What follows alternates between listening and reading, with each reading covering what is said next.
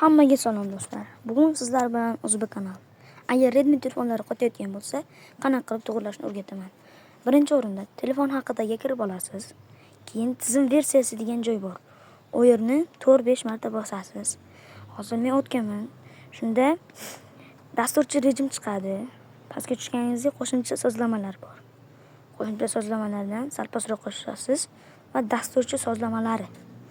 Dasturchi sozlamalardan yana pastroqqa tushasiz. Tushaverasiz. Shunda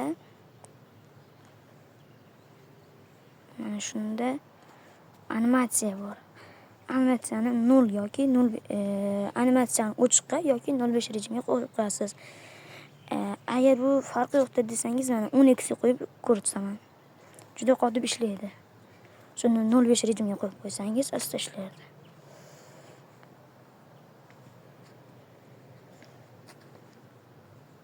Mana qotishini ko'ryapsiz, demak. Shuni o'chiqqa qo'yib qo'ysangiz ham bo'ladi. Hammaga rahmat. Videomiz foydali bo'lgan bo'lsa, like va obuna esdan chiqmasin.